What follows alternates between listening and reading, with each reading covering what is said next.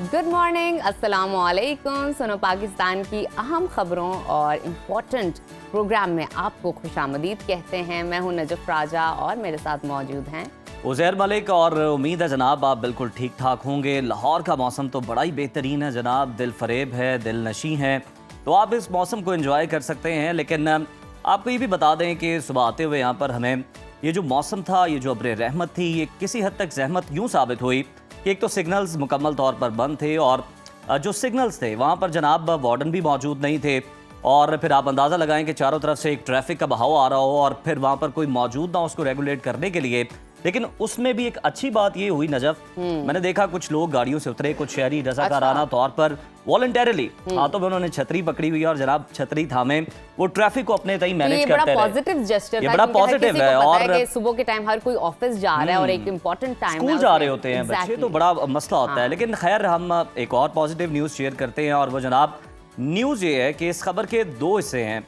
पहला मैं बता दिए देता हूं और दूसरा फिर आपके ज़िम्मे है, वो आपने बताना है। तो खबर ये कि जनाब पाकिस्तान अपना पहला लूनर रोवर चांद पर भेजने की तैयारी कर रहा है और ये लूनर रोवर 2028 में चीन के चांगई 8 मिशन के जरिए चांद पर भेजा जाएगा, जहां पर ये चांद की सतह का मुतालिया करेगा, साइंसी तजुर्बात अंजाम देगा और डेटा ज़मीन तक पहुंचाएगा। इस हवाले से एक और अच्छी खबर ये है कि स्पार्को ने इस हवाले से एक कौमी मुकाबले का ऐलान किया है, जिसके तहत इस रोवर का नाम रखने का मौका आम पाकिस्तानियों को दिया जाएगा और सबसे बेहतरीन नाम तजवीज़ करने वाले को 1 लाख रुपए का इनाम भी दिया जाएगा। ये पाकिस्तान के खलाई सफ़र का एक शानदार संगे मील साबित हो सकता है और आपके तजवीज़ करदा नाम के साथ ये मिशन हमेशा के लिए तारीख बनेगा।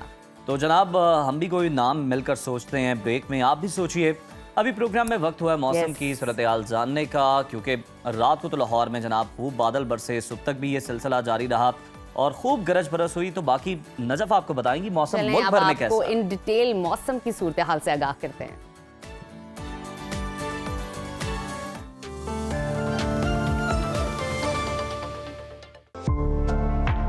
मुल्क भर में मौसम के सुहाने रंग देखने में आ रहे हैं। 4 माह बाद पंजाब, सिंध और खैबर पख्तूनख्वा और बलूचिस्तान के मुख्तलिफ शहरों में कहीं हल्की और कहीं मूसलाधार बारिश हुई, जिससे मौसम खुशगवार हो गया है और तवील खुश्क साली का खात्मा हो गया, जबकि ज़ियारत और सैफुल्ला समेत बलाई इलाकों में बर्फबारी से सर्दी मजीद बढ़ गई है।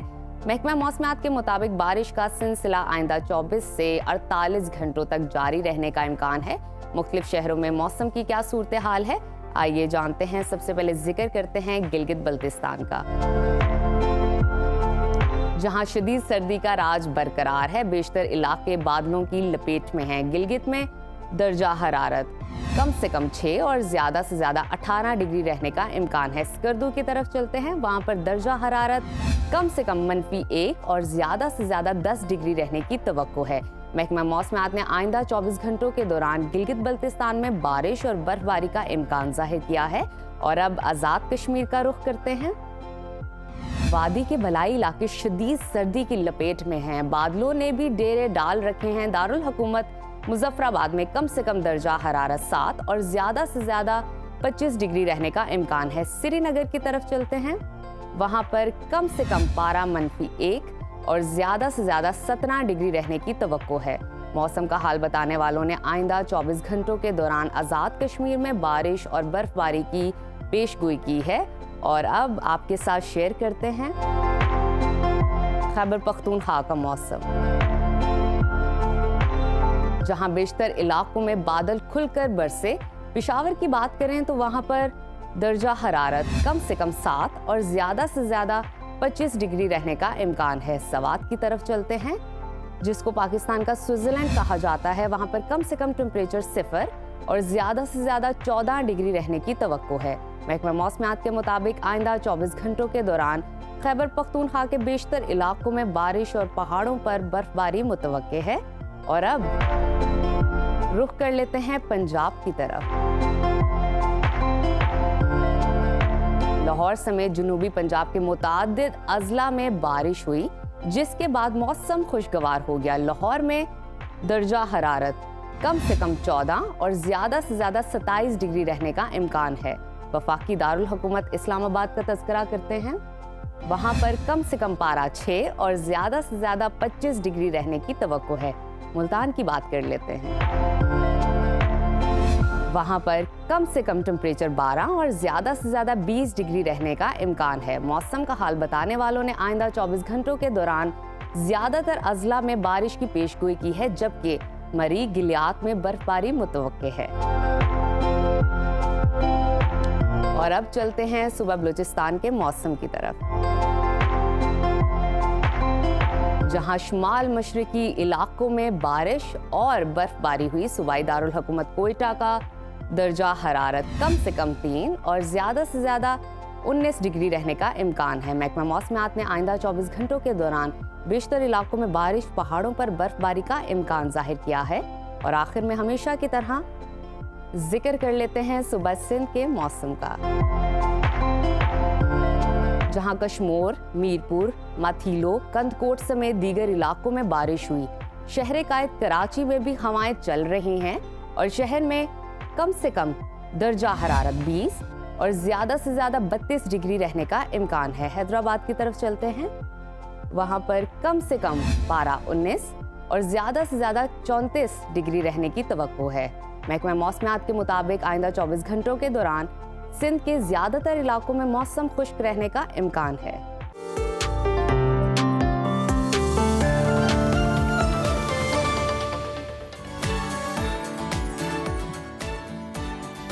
जनाब, प्रोग्राम के सिलसिले को आगे बढ़ाते हैं, बात कर लेते हैं पाकिस्तान की अहम कामयाबी की। तो भारत का प्रोपेगेंडा मुकम्मल तौर पर नाकाम हो गया। खेल के मैदान में पाकिस्तान को बड़ी सिफारती कामयाबी मिल गई। 1996 के वर्ल्ड कप के 29 साल बाद पाकिस्तान में दुनिया क्रिकेट का सबसे बड़ा मेला शुरू हो गया है।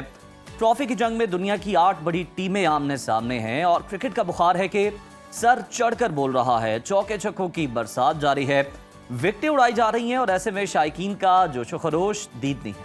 बिल्कुल नाजरीन, आपको बताते हैं भारत ने चैंपियंस ट्रॉफी की मेजबानी छीनने के लिए एड़ी चोटी का जोर लगाया, प्रोपेगेंडा किया, इवेंट को सबोताज करने की कोशिश की, मगर पाकिस्तान ने भी चैंपियंस ट्रॉफी के इनेकाद के लिए सर धड़ की बाजी लगाई। मुखालफीन का मुंह तोड़ जवाब दिया, अरबों रुपए खर्च किए करके नए स्टेडियम बनाए, चैंपियंस ट्रॉफी के लिए आलमी मेयार के मुताबिक इंतजामात किए, बेहतरीन सफारतकारी से आलमी बरादरी के दिल जीते और दुनिया का एतमाद हासिल किया और टीमें पाकिस्तान आईं। पाकिस्तान ने भी जो गैर मुल्की मेहमानों की बेहतरीन मेज़बानी की, जिसे दुनिया भर की जानिब से भरपूर सराहा जा रहा है। बेहतरीन इंतजामात तश्कील दिए गए और जो मेहमान नवाजी की गई उस पर गैर मुल्की प्लेयर्स भी खासे खुश दिखाई दे रहे हैं। उर्दू ज़ुबान में उन्होंने पैगामात भी जारी किए और मोतरफ हैं वो पाकिस्तान की मेज़बानी के। चैंपियंस ट्रॉफी के निकात को पाकिस्तान की बड़ी कामयाबी करार दिया जा रहा है, जो कि बिल्कुल है भी। और दूसरी जानिब अगर हम कुछ मैच की बात करें तो इफ्तिताही मैच में पाकिस्तान को न्यूजीलैंड के खिलाफ बदतरीन शिकस्त का सामना करना पड़ा। आगाज अच्छा नहीं रहा। न्यूजीलैंड ने पहले बैटिंग करते हुए मुकर्रर 50 ओवर्स में 6 विकेटों के नुकसान पर 320 रन का पहाड़ खड़ा किया, जिसके ताक़ुब में पाकिस्तानी पूरी टीम 48वें ओवर में 260 रन पर ढेर हो गई और फिर न्यूजीलैंड ने यह मैच 60 रन के बड़े मार्जिन से जीत दिया। चैंपियंस ट्रॉफी का दूसरा मैच आज दुबई में भारत और बांग्लादेश के दरमियान खेला जाएगा। तो नाज़रीन, इसी तमाम सूरत हाल पर बात करने के लिए इस वक्त हमारे साथ मौजूद हैं स्पोर्ट्स तज्जियाकार इरफान ज़हीर साहब। बहुत शुक्रिया इरफान आपके वक्त का। बताइएगा सबसे पहले कि भारतीय साजिशें नाकाम हो गई हैं और चैंपियंस ट्रॉफी का कामयाबी से आगाज़ हो गया है। चैंपियंस ट्रॉफी का इनेकाद पाकिस्तान की कितनी बड़ी कामयाबी है? जी बिल्कुल, जब से हम देख रहे हैं कि ये जब अनाउंस हुआ था 2021 के MOU के साइन हुआ था कि पाकिस्तान इस मेगा इवेंट को होस्ट करेगा, तो ओबियसली ये बहुत खुशाइन बात थी कि 29 इयर्स के बाद हम होस्ट करने जा रहे थे।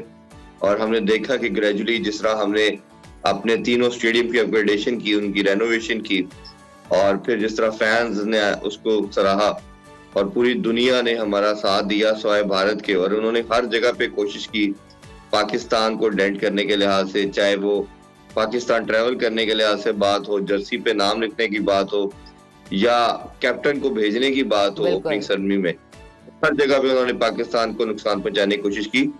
बट जिससे चाहते हैं ना अल्लाह ताला इज्जत देना चाहे उसे देता है, तो थोड़ा सा लेट जरूर हुआ, बट 29 इयर्स के बाद हम मेगा इवेंट को होस्ट कर रहे हैं। तो इंशाल्लाह ताला ये इसी तरह अच्छा चलेगा फैन से मेरी यही गुजारिश है कि मैक्सिमम लोग आए और पाकिस्तान का मैच अगर नहीं भी है तो उनको आके उसको होस्ट करना चाहिए, क्योंकि ओबियसली ये डिप्राइव नेशन है। काफी टाइम के से पहले एक ऑलमोस्ट पूरी एक जनरेशन नहीं अपने हीरोज को या इंटरनेशनल प्लेयर्स को ग्राउंड में नहीं देखा, और हम उम्मीद करते हैं कि इंशाल्लाह ताला ये एक न्यू जर्नी है। बिल्कुल इरफान, आपने बड़ी दुरुस्त निशानदेही की कि जितना ज्यादा क्राउड आएगा टीम पाकिस्तान को सपोर्ट करेगा उतना टीम का मोराल हाई होगा। इरफान, कुछ मैच की सूरत हाल की बात कर लेते हैं। 2 ट्राई नेशन सीरीज में हम न्यूजीलैंड से हारे, तीसरा और फिर कल हम चैंपियंस ट्रॉफी में हार गए, तो नाकामियों का तसलसल देखा जाए तो जारी है। पहले ही मैच में कौमी टीम को 60 रन के बड़े मार्जिन से शिकस्त हुई। आपके नजदीक कौमी टीम की कौन सी ऐसी बड़ी गलती है जो कि शिकस्त की वजह बनी? एक गलती की जानिब तो आप बार बार निशानदेही करते रहे सिलेक्शन की कि जनाब आप एक स्पिनर के साथ मैदान में उतर रहे हैं, जो कि बड़ा नुकसानदेह साबित हो सकता है आपके लिए, और वही हुआ। हाँ बिल्कुल, 2 चीजों की हमने बात की थी जब सिलेक्शन हुई थी। एक आपको रेगुलर ओपनर ऐड करना था और एक स्पिनर ऐड करना था, और ये स्क्वाड में 2 चीजों की हमें कमी नजर आई। एज अ टीम बात करें तो ऑब्वियसली अब 15 का स्क्वाड है और आपने 11 को खिलाना है। 2-3 चीजों में मसला आ रहा है। एक तो सबसे बड़ा प्रॉब्लम ये आ रहा है कि अगर हम बॉलिंग के अंदर बात करते हैं तो हम मिडिल ओवर में आउट नहीं कर पाते। टॉप ऑर्डर फिर भी 2-3 हम आउट कर लेते हैं। कल भी सिमिलरली ऐसे ही हुआ कि पाकिस्तान ने उनके 3 खिलाड़ी आउट कर लिए, बट जो मिडिल ओवर है वो हमसे आउट नहीं कर पा रहे। अच्छा इरफान, कलामी की माजरत मैं आपसे ये भी जानना चाहूंगा कि देखें, जिस तरह से आपने बात की कि हम बाद में फिर आउट नहीं कर पाते, सिलेक्शन के साथ साथ स्ट्रेटजी में भी इशू है। देखें, आपने ब्रार को पहले ही 5 ओवर करवा दी, और जब बाद में आपको विकेट्स की बेहद और अशद जरूरत थी तब आपके पास कोई बॉलर्स नहीं था जो विकेट्स निकाल सके। मैं वही बात उसी तरफ आ रहा था कि जब आपने 3 आउट किए थे तो आपने प्रेशर को बिल्ड करना था, अपने मेन बॉलर को लाके विकेट एक और लेनी थी ताकि और प्रेशर आता, क्योंकि आपके पास कई बैक ऑफ द माइंड होता है कि हमने किसी तरह 50 का कोटा पूरा करना है, और आपने 10 ओवर का जो एक गैप है नॉन रेगुलर बॉलर से, जिसमें सलमान अली आगा और जो खुशदिल शाह बॉलिंग करते हैं, उनको आप करते हैं, तो वो उसकी वजह से क्या होता है कि पार्टनरशिप बिल्ड हो जाती है। जब पार्टनरशिप बिल्ड हो जाती है तो प्लेटफॉर्म सेट हो जाता है लास्ट में आने वाले बैटर के लिए कि वो आप पे अटैक करे।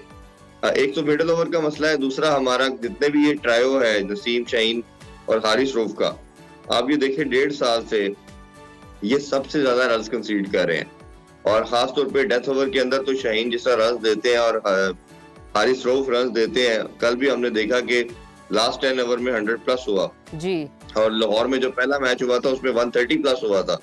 तो ये जब आप इतने ज्यादा रन दे देंगे, और ये जो पिच थी ये बहुत आसान पिच नहीं थी। पहले हाफ में थोड़ा बॉल फंस रहा था, ग्रिप कर रहा था, तो डबल पेस के साथ बॉल आ रही थी, तो ये 270-80 की पिच थी, और 270 या 280 होता तो पाकिस्तान के लिए बड़ा चेजेबल था।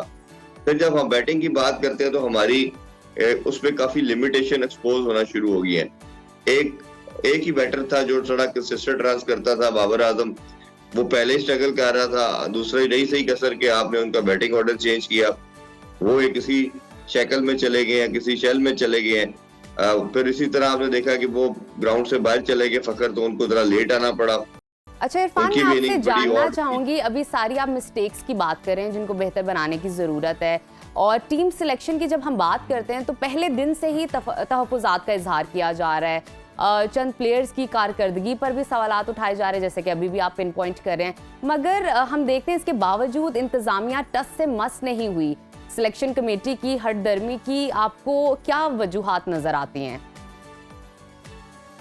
देखिए, जिस तरह मैंने इनिशियली बात की, हैविंग सेड दैट, कि आपको ऑब्वियसली 2 चीजें करनी थी इस स्क्वाड के अंदर। एक ओपनर को ओपनर के साथ रिप्लेस करना था, और एक स्पिनर ऐड करना था। ये 2 मिस्टेक अगर आप ना करते तो आपके पास एक कंफर्टेबल लेवल का पूल होना था कि आपके पास ऑप्शन होनी थी हम किन किन को खिला सकते हैं। क्योंकि आपने ओपनर नहीं रखा तो आप कभी किसी को ट्राई करते हैं। बाबर को आपने ओपन कराया, कल आपको अच्छा आपने बाबर का नाम लिया, बाबर का जिक्र कर ही दिया, तो कल ये बड़ा महसूस किया जा रहा था शिद्दत के साथ कि जनाब बाबर रन ही नहीं कर रहे थे, और वो लग यूं रहा था कि वो अपनी कोई 50 बनाने के चक्कर में, कोई अपना इनफरादी स्कोर करने के चक्कर में। क्या वजह थी? देखिए, बाबर पे बहुत ज्यादा प्रेशर आ चुका है, कहीं ना कहीं उनसे बात करने की जरूरत है। जैसे मैंने बैटिंग ऑर्डर की बात कर रहा हूँ कि आपने उनको बैटिंग ऑर्डर चेंज करके उनको नंबर ओपन भेजा, अब वो अपनी फॉर्म को बेहतर करने में या रन करने के चक्कर में पड़ गए हैं। पहले भी लोग इस पे जरूर बात करते हैं कि उनकी जब परफॉर्मेंस आती है पाकिस्तान की विक्ट्री में रोल प्ले नहीं करते, तो ये बाबर को भी खुद एज ए प्लेयर देखना है कि मैंने अपनी पर्सनल कैपेसिटी या अपनी पर्सनल परफॉर्मेंस से ज्यादा टीम के लिए परफॉर्मेंस देनी है। तो उनके रोल को डिफाइन करना बड़ा जरूरी था। वो कहीं ना कहीं बहुत ज्यादा लैक कर रहा है, ना कैप्टन ना कोच, या उनके अंदर एक गैप नजर आ रहा है, उसको कोई सॉर्ट आउट नहीं किया जा रहा। इसी तरह साउथ कील्स और सलमान अली आगा, ये रिजवान, बाबर, ये एक तरह के प्लेयर है। आपने कोई ऐसा बैटर रखना था जो तेज खेलता। सिर्फ फखर जुमान एक प्लेयर है जिसे आप इम्पैक्ट प्लेयर की बात कर सकते हैं, आपको लगता है कि गेम चेंजर हो सकता है। वो कल जब वो भी चौथे नंबर पे आए तो वो भी एक शेल में थे, वो भी उनकी भी कोई जिस तरह नॉर्मल वो खेलते हैं फ्री फ्लोइंग शॉट वो नहीं थी। तो न्यूजीलैंड के बॉलर ने बहुत अच्छे तरीके से एक्सपोज किया। हालांकि टॉस जीतने के बाद पाकिस्तान फेवरेट था क्योंकि ड्यू फैक्टर ने एक्सपेक्टेड था ड्यू फैक्टर आएगा और बैटिंग कन्वीनियंट हो जाएगी, बट हमने देखा कि ड्यू फैक्टर आने से पहले ही उन्होंने पाकिस्तान के 4-5 खिलाड़ी आउट कर लिए। यही हम बात जो करते हैं कि आपने अपनी जो परफॉर्मेंस है उसकी एग्जीक्यूशन किस तरह करनी है, प्लेइंग 11 को कैसे बनाना है, गेम को प्लान किस तरह लेके करना है। अनफॉर्चुनेटली हर एरिया में हम इस पे एक्सपोज होते चले जा रहे हैं। और एक ओडीआई वाइड फॉर्मेट था जो पाकिस्तान अच्छा खेलता था, और कल की अगर परफॉर्मेंस देखें तो अब या उससे पहले ट्राई नेशन की, तो न्यूजीलैंड तो मैं हमेशा कह रहा हूँ कि इस इवेंट की सबसे फेवरेट साइड है, बट हमारी मिस्टेक भी बहुत ज्यादा नजर आई है जो किसी भी इंटरनेशनल स्टैंडर्ड के ऊपर एक्सेप्टेबल नहीं है। सही आप कह रहे हैं इरफान, आपने दुरुस्त निशानदेही की कि ये परफॉर्मेंस जो है ये एक्सेप्टेबल नहीं है और ये आपको कहीं भी नहीं पहुंचा सकती है। इसमें बहुत सारे मसाइल हैं, इनको ठीक करना होगा। और पहली हार के बाद यकीनन मोराल भी जो है वो नीचे आया है और रन रेट भी जो है ना वो भी आपका बहुत डिस्टर्ब हुआ है। उसको बेहतर करने की जरूरत होगी अगले मैचों में, और खास तौर पे जो पाक भारत टाकरा है उस पर सबकी नजरें लगी हुई है।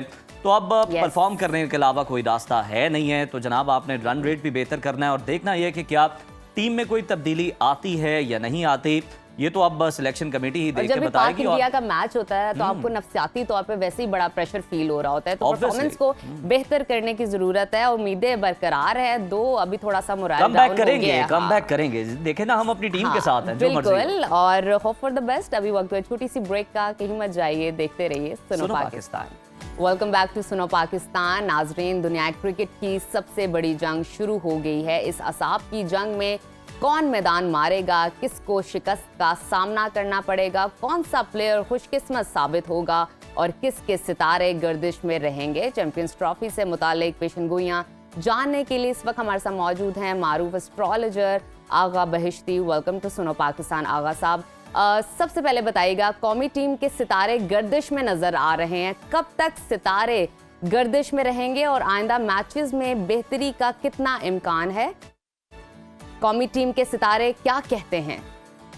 बिस्मिल्लाहिर्रहमानिर्रहीम, बहुत शुक्रिया। और यकीनी तौर पर कल का मैच देखकर हम सबको, जिस तरह पूरे पाकिस्तान को थोड़ी सी परेशानी हुई, और इसी तरह सबको भी थोड़ी सी परेशान जरूर हुए। ये परेशान होने की जरूरत नहीं है। आगा साहब परेशान ही नहीं, हैरान भी हुए परफॉर्मेंस से। तो हमें जो है ना वो मुस्तकबिल का नक्शा नजर आ गया। हमने कहा आपकी जो है खदमात हासिल कर लें, आपकी राय ले लें हम। आप बताइए।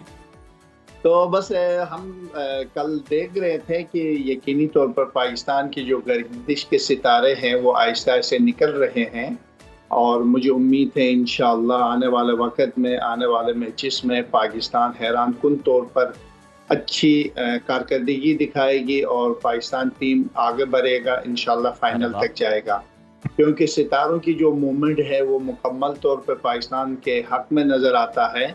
और जिस तरह हम इस वक्त टीम के जो सितारे देखकर टीमों के हिसाब से देखते हैं, तो इस वक्त पाकिस्तान की जो गर्दिश है आहिस्ता आहिस्ता 23 तारीख की 11:54 पाकिस्तानी वक्त के मुताबिक पाकिस्तान गर्दिश से मुकम्मल तौर पर निकल रहा है, और यकीनी तौर पर उसके असरात अगले 24 घंटे तक वाज़े तौर पर नजर आएंगे। अच्छा। तो मुझे लगता है आने वाले बाकी मैचेस में पाकिस्तान, यानी आगा साहब पाक भारत टाकरे से पहले जो सितारे हैं वो टीम पाकिस्तान के हक में हो जाएंगे?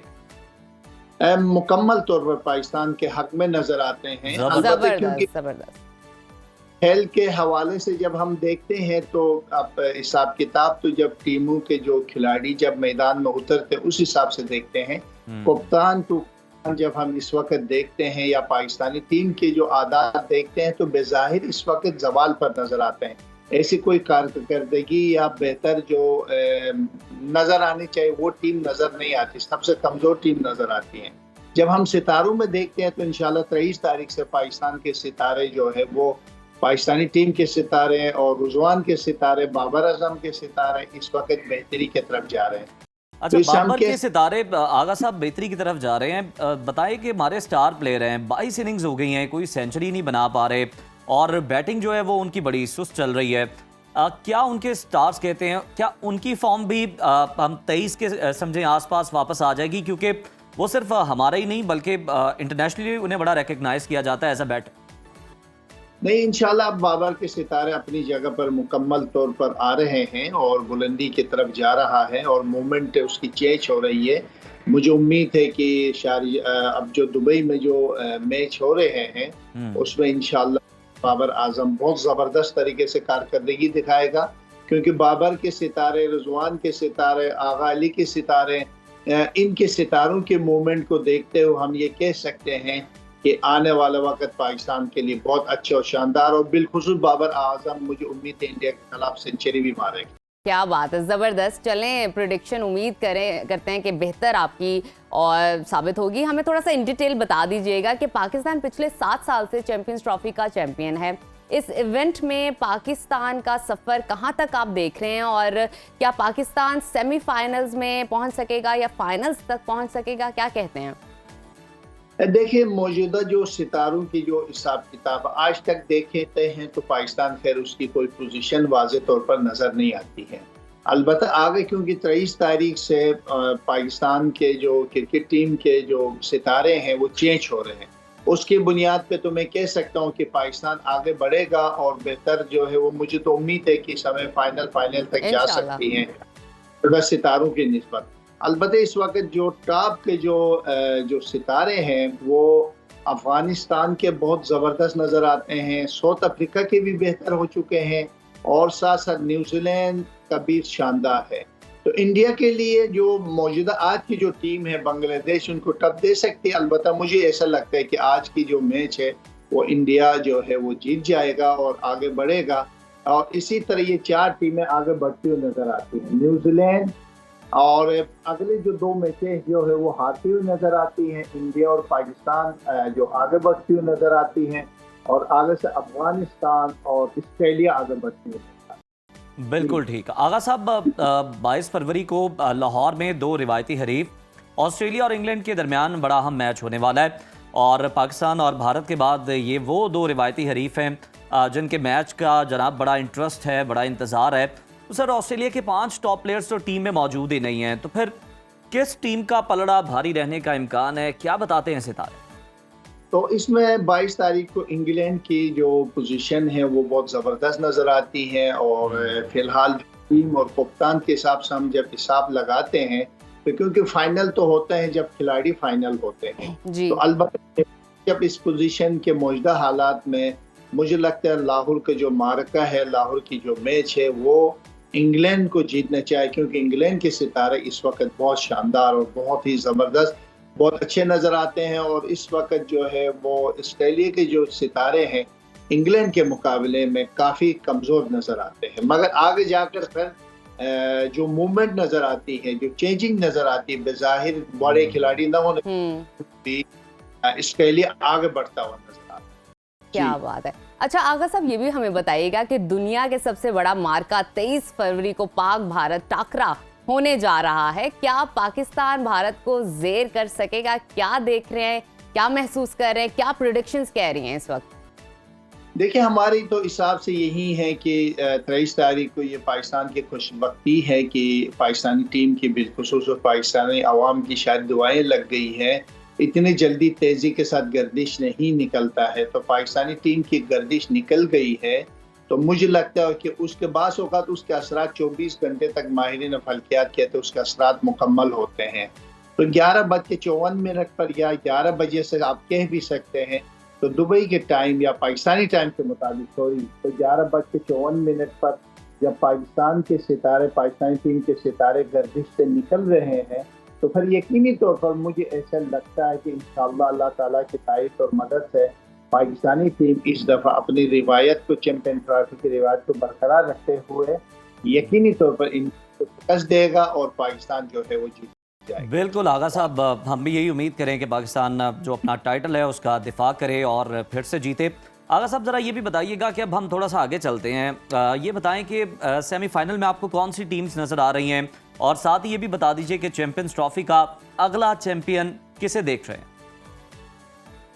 देखिए, अभी तो एग्जैक्ट तो पूरी टीमों के हिसाब किताब तो नहीं लगाए हैं, मगर मुझे ऐसा लग रहा है कि फाइनल पाकिस्तान के अगर जो सितारों की मूवमेंट को देखते हुए मैं ये कह सकता हूँ कि हालांकि इस वक्त सबसे कमजोर टीम बांग्लादेश से भी कमजोर टीम पाकिस्तान की नजर आती है, मगर क्योंकि जब गर्दिश से निकलती है तो जब 24 घंटे जब मुकम्मल होंगे 23 और 24 के दरमियान, उसके बाद फिर हतमी राय देंगे। फिलहाल जो पोजीशन है वो इंडिया की बहुत शानदार नजर आ रही है।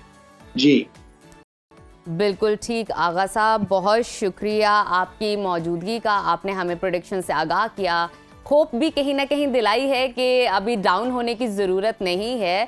पाकिस्तान बहुत अच्छा परफॉर्म करेगा और हो सकता है जीत भी जाए, और देखना बस ये है कि पाक भारत टाकरा के अंदर ये प्रेशर जो है पॉजिटिव साबित हो और पाकिस्तान जीते और अच्छा मुकाबला दे भारत और को। उसके लिए अच्छी तैयारी करने की ज़रूरत है, और कोई अगर चेंजेस करने हैं तो वो भी बर वक्त कर लिए जाएँ, ताकि जब आप पाक भारत मुकाबला हो रहा हो और भारत का आपके साथ आमना सामना हो तो जनाब आप में जो कमियां जो कल हमें देखने को मिली हैं वो नजर ना आए, उन्हें कवर कर लिया जाए। तो अभी वक्त है छोटी सी ब्रेक का, आपने कहीं नहीं जाना क्योंकि अभी बहुत सारे सेगमेंट्स, बहुत सारी इंफॉर्मेशन बाकी है, तो स्टे विद अस, देखते रहिए सुनो Pakistan. Welcome back to Suno Pakistan once again. नाजरीन, सीमेंट इंडस्ट्री दुनिया भर में ग्रीन हाउस गैसेस के अखराज में बड़ा हिस्सा डालती है, जिसकी वजह से माहौलियाती आलूदगी और ग्लोबल वार्मिंग में हर गुजरते दिन के साथ इजाफा हो रहा है। लेकिन अब इस हवाले से एक अच्छी खबर ये सामने आई है कि कराची से ताल्लुक़ रखने वाली मटेरियल साइंटिस्ट की एक टीम ने इस मसले का एक हैरत अंगेज हल निकाल लिया है। NID यूनिवर्सिटी के प्रोफेसर तारिक जमील और उनकी टीम ने एक ऐसा माहौल दो सीमेंट तैयार किया है जो ना सिर्फ सस्ता है कंपैरेटिवली, बल्कि आम सीमेंट के मुकाबले में 10 गुना ज्यादा पायदार भी है। बिल्कुल जनाब, और सबसे बड़ी बात यह है कि सीमेंट की तैयारी में कार्बन डाइऑक्साइड के अखराजात और अखराज में 40% तक कमी मुमकिन हुई है, जो ग्लोबल वार्मिंग के खिलाफ यकीनन एक बड़ी कामयाबी है। इसके अलावा ये सीमेंट गर्मियों में इमारतों को ठंडा और सर्दियों में गर्म रखेगा, जबकि समंदरी इलाकों में सरिये को जंग लगने से भी बचाएगा। यानी एक सस्ता, पायदार, माहौल दोस्त हल है ये। तो ये इनकलाबी सीमेंट कैसे तैयार किया गया, आम सीमेंट से किस तरह मुख्तलिफ है, और क्या ये सीमेंट तमाम मयारात पर पूरा उतरता है, ये सब कुछ जान लेते हैं हमारे मेहमान से ही। तो हमारे साथ मौजूद हैं इस प्रोजेक्ट के हेड डॉक्टर तारिक जमील साहब। डॉक्टर साहब, वेलकम टू सुनो पाकिस्तान। सबसे पहले तो हमें ये बता दें कि ये माहौल दो सीमेंट बनाने का ख्याल आपको आया कैसे, और इस पर काम करने का आगाज कब हुआ? जी अस्सलाम वालेकुम, बहुत शुक्रिया मुझे मदऊ करने का। और बेसिकली काम का आगाज़ जो है वो 2017 में हुआ, और वो कुछ इस तरह से हुआ कि मैं US में था, PhD के सिलसिले में वहाँ गया हुआ था, और मेरा जो PhD का अच्छा खासा पोर्शन है वो सीमेंट रिलेटेड रिसर्च है। अच्छा। तो वहाँ से मेरा कनेक्शन एक और स्विस यूनिवर्सिटी जो कि EPFL कहलाती है, Swiss Federal Institute of Technology Lausanne, Switzerland में, वहाँ से मेरा फिर राब्ता जो है वो डेवलप हुआ, और फिर मैंने वहाँ पे उनके साथ वर्किंग स्टार्ट करी। 2018 में जब मैं पाकिस्तान वापस आया तो आई वॉज लुकिंग लाइक कि कुछ नया जो है ना वो किया जाए पाकिस्तान में। तो ये एक ऐसा प्रोजेक्ट था जिसमें मुझे बहुत ज़्यादा पोटेंशियल लगा, तो फिर मैंने ये काम पाकिस्तान वापस आने के बाद 2018 से स्टार्ट कर दिया। बिल्कुल ठीक। तारिक साहब, आपकी सोच को सलाम कि आपने पाकिस्तान के लिए कुछ करना चाहा, बाहर की स्टडी को आपने यूज़ किया फॉर द पाकिस्तान। मुझे ये बताइए कि ये सीमेंट रवायती सीमेंट से कितना मुख्तलिफ है, और इसमें ऐसी कौन सी मुनफरिद खसूसियात हैं, क्वालिटीज़ हैं जो इसे पायदार बनाती हैं? ये बड़ा ज़बरदस्त सवाल है। इस सिलसिले में मेरे पास कुछ सैंपल्स भी हैं। ये अगर आप देखें तो ये एक काली सीमेंट का सैंपल है, और ये OPC कहलाती है। टेक्निकल लैंग्वेज में इसको OPC या ऑर्डिनरी पोर्टलैंड सीमेंट कहते हैं। इसको बनाने में कार्बन डाइऑक्साइड बेतहाशा निकलती है, और 1 टन यानी कि 1000 kg सीमेंट बनाने में 850 kg के अराउंड जो है वो कार्बन डाइऑक्साइड इससे निकलती है। और ये ओवरऑल ग्लोबली 5% जो है ना वो कंट्रीब्यूट करता है। सीमेंट सेक्टर, खाली सीमेंट प्रोडक्शन से 5% माहौलियाती आलूदगी जो है वो कंट्रीब्यूट होती है इस सेक्टर से। तो ज़रूरत इस अमर की थी कि हम इसकी कुछ फॉर्मुलेशंस को जो है ना वो प्रिंसिपली चेंज करें, और जो इसका केमिकल रिएक्शन है जिसकी वजह से लाइम स्टोन जो है कैल्शियम कार्बोनेट डिकम्पोज होकर लाइम और कार्बन डाइऑक्साइड में चेंज होता है, उसको जो है वो तब्दील करने की ज़रूरत थी। तो इस सिलसिले में जो है ना पहले से बहुत अरसे से जो है वो ब्लेंडेड सीमेंट्स का इस्तेमाल था। लोग फ्लाई ऐश, नेचुरल पोज़ोलाना और इस तरह के बहुत सारे मटेरियल्स जो है इस्तेमाल कर रहे थे। लेकिन ये जो मटेरियल्स थे, ऑल्टरनेट मटेरियल्स थे या सप्लीमेंट्री सीमेंटिशियस मटेरियल थे, ये मिकदार में इतने नहीं थे कि रिक्वायरमेंट्स को पूरा कर सकें। तो फिर Swiss Federal Institute of technology की तरफ से ये इनिशिएट किया गया कि इसमें कैल्साइन किले जो है वो डाली जाए। ये एक कुदरती किले है जो कि ज़मीन में मौजूद होती है और ये एक लो ग्रेड किले होती है। इसकी जो हाई ग्रेड किले है वो टाइल इंडस्ट्री में इस्तेमाल होती है। तो इसका इस्तेमाल जो है करके नेचुरल सीमेंटिशियस मटेरियल को मिलाकर जो सीमेंट है उसकी जो स्ट्रेंथ है वो वही आ रही है जो रेगुलर सीमेंट की है। इससे पहले जितनी भी ब्लेंडेड पायदारी जो है वो वही है। डॉक्टर साहब जरा ये भी बताइएगा कि गर्मियों में ये सीमेंट किस तरह से इमारतों को ठंडा रखेगा और सर्दियों में किस तरह से गर्म रखेगा, ये भी जरा बताइएगा, ये किस तरह फंक्शन करेगा? अच्छा, ये इसका असल में बेसिक जो है ना वो फ़ायदा नहीं है और ये इतना इंटेंस भी नहीं है। मेरे ख्याल से जो है ये ज़्यादा जो है वो चल पड़ा है। असल में जो इसका जो मेन फ़ायदा है वो इसकी इको फ्रेंडली नेचर है। ये जब बनाने के दौरान कार्बन डाइऑक्साइड इसमें जो है वो कम इसका इखराज होगा और साथ में ये जो सीमेंट है ये तकरीबन 25% जो है वो सस्ती बनाई जा सकती है। तो एक तरह से win win kind of situation है जिसमें एनवायरनमेंट को भी फ़ायदा होगा, एंड यूज़र को भी फ़ायदा होगा और सीमेंट मैन्युफैक्चरर जो बना रहे हैं उनके मार्जिन्स में भी जो है ना वो बढ़ने का इजाफा है। तो ये एक kind of a win win situation है। बिल्कुल ठीक। तारिक साहब ये भी बताइएगा इस सीमेंट की तैयारी में कौन सा खाम माल इस्तेमाल किया जा रहा है और जाता है और क्या ये पाकिस्तान में आसानी से दस्तयाब है? बिल्कुल ज़बरदस्त। ये मेरे पास जो है वो आपको मेरी स्क्रीन पे नज़र आ रहा हो, ये कैल्साइन किले कहलाती है। ये किले नेचुरली अवेलेबल है और इसको जब हम हीट अप करते हैं, भट्टी में पकाते हैं तो ये कैल्साइन कर जाती है और रिएक्टिव हो जाती है। ठीक है, इसके साथ जो है वो रॉ लाइमस्टोन जो है वो डलता है। रॉ लाइमस्टोन यानी कि चूना जो है वो साथ में इसके साथ मिलाते हैं और ये दोनों ingredients in addition to the OPC जब ये सारे के सारी चीज़ें मिल जाती हैं तो LC3 सीमेंट या कैल्साइन के लिए सीमेंट बनती है और ये रिएक्टिव जो ना पोजोलानिक रिएक्शन होता है इसके अंदर और उससे जो है ना स्ट्रेंथ डेवलपमेंट होती है असल में। तो ये स्ट्रेंथ के हवाले से सेम इसकी स्ट्रेंथ है, OPC और LC3 की स्ट्रेंथ सेम है और ड्यूरेबिलिटी हवाले से ये 10 टाइम्स जो है ना वो बेहतर काम करेगी। ठीक है, और ज़्यादा पायदार है 10% आम सीमेंट के हवाले से। डॉक्टर साहब ये भी बताइएगा कि जिस तरह से जो मैन्युफैक्चरर्स हैं सीमेंट के, आपने बताया कि 25% सस्ता है जो मौजूदा सीमेंट है, तो इसके लिए कोई मशीनरी इंपोर्ट करनी पड़ेगी, कोई नई टेक्नोलॉजी अडॉप्ट करनी पड़ेगी मैन्युफैक्चरर्स को, या जो मौजूदा उनके पास सिस्टम चल रहा है उस पर भी इसको तैयार किया जा सकता है? हाँ, ये इस प्रोजेक्ट की एक सेकंड ब्यूटी है। ये मौजूदा जो सीमेंट प्लांट्स हैं उनके अंदर रहते हुए बनाई जा सकती है और उनमें मॉडिफिकेशंस की जरूरत पड़ेगी, लेकिन वो मॉडिफिकेशन कोई मेजर मॉडिफिकेशन नहीं होंगी और वो कम इन्वेस्टमेंट से उन सीमेंट प्लांट्स की सीमेंट की जो प्रोडक्शन है वो डबल हो जाएगी। इसके लिए कोई नया सीमेंट प्लांट लगाने की जरूरत नहीं है और मौजूदा सीमेंट प्लांट्स पे ये सीमेंट बनाई जा सकती है विद स्लाइट मॉडिफिकेशन। एक छोटी जो है वो भट्टी एक और लगानी पड़ेगी जो कि क्ले को कैल्साइन करेगी और बाकी जाहिर सी बात है दरमियान में जो है ना वो लॉजिस्टिक्स सिस्टम्स इन्वॉल्व होंगे, लेकिन ये मौजूदा सीमेंट प्लांट्स पर बनाई जा सकती है। जहाँ तक खाम माल की अवेलेबिलिटी का ताल्लुक है तो ये पूरे पाकिस्तान में जो है इसके रिजर्व्स मौजूद हैं और जब हमने ये प्रोजेक्ट पाकिस्तान में स्टार्ट किया तो सबसे पहले हमने काम ही इस पे किया कि पाकिस्तान के जगह जगह से हमने सैंपल्स कलेक्ट किए और हमारा जो पूरे प्रोजेक्ट का सबसे ज़्यादा फोकस था वो यही था कि मौजूदा सीमेंट प्लांट के करीब ये रिजर्व्स अवेलेबल हों, क्योंकि लॉजिस्टिक की कॉस्ट जो है ना बड़ी ज़्यादा होती है रॉ मटेरियल्स की ना। तो अगर ये रिजर्व्स सीमेंट प्लांट्स के आसपास 150 किलोमीटर के दायरे में मौजूद हैं तो ये रिजर्व्स जो है उन सीमेंट प्लांट्स के लिए कारआमद हैं। इससे अगर दूर हैं तो फिर इनको रॉ मटेरियल ट्रांसपोर्ट करने में बड़ी सारा जो है वो फ्यूल भी लगेगा और ईंधन लगेगा, जिसकी वजह से ये सीमेंट वहाँ से महंगी हो सकती है। तो खैर बहरहाल हमने बहुत सारे सीमेंट प्लांट्स आइडेंटिफाई कर लिए हैं जिनके करीब ये क्ले रिजर्व्स मौजूद हैं। बिल्कुल ठीक, बहुत शुक्रिया डॉक्टर साहब आपके वक्त का, और यकीनन बड़ी ज़बरदस्त इनोवेशन है और बड़ा फ़ायदा हो सकता है इसमें यूज़र का भी, मैन्युफैक्चरर्स का भी। तो अब देखना ये कि कब मैन्युफैक्चरर्स जो हैं सीमेंट के वो इसको अडॉप्ट करते हैं, क्योंकि कोई बड़ी जो है मेजर चेंजेस लाने की ज़रूरत नहीं है। उन्होंने बताया स्लाइटली आपने सिर्फ मॉडिफिकेशंस करनी है और उन्हीं प्लांट पे ये तैयार हो जाएगा। सबसे इम्पोर्टेंट चीज़ ये है कि पाकिस्तान की ऑलरेडी एयर क्वालिटी इंडेक्स ख़राब है, बहुत बुरा है, तो माहौल दोस्त प्रोडक्ट उन्होंने तैयार किए हैं जो कि मजबूत भी है, सस्ता भी है, क्वालिटी में भी अच्छा है। लेकिन अगर देखा जाए तो पाकिस्तान जो माहौलियाती आलूदगी ओवरऑल उसमें पाकिस्तान का हिस्सा बहुत कम है। लेकिन हाँ, लेकिन सीमेंट के हवाले से अगर बात की जाए तो ये वो सीमेंट है जो कि आपको जंग से भी बचाएगा, ह्यूमिडिटी से बचाएगा, सस्ता भी है, पायदार भी है, कराची के मजबूत भी साइंटिस्ट है। है ना, तो उन्होंने ये सारी चीजें बड़ी इस इंपॉर्टेंट बात है। को इस नुक्ते पे हाँ। बड़ा गौर किया कि जनाब सीमेंट जो है, जो सरी है ना, ये जंग आलूद हो जाए। और environmental आप देखें friendly कराची चीजें में बहुत जरूरी जो लोहा हैं। है वो बड़ी जल्दी जंग आलूद होता है, बिल्कुल। क्योंकि वहाँ पे हवाएं इस तरह की चलती हैं। चलें यहाँ पे लेते हैं छोटी सी ब्रेक, कहीं मत जाइएगा, देखते रहिए सुनो पाकिस्तान। ब्रेक के बाद दोबारा से प्रोग्राम में आपको खुश आमदीद कहते हैं। नाज़रीन, जब हम जेल का तसव्वुर करते हैं ना, तो फिर बंद दरवाजे, सलाखें, सख्त सजाएं, चक्की पीसी जा रही है जनाब, और एक बेमकसद सी ज़िंदगी ज़हन में हमारे आती है।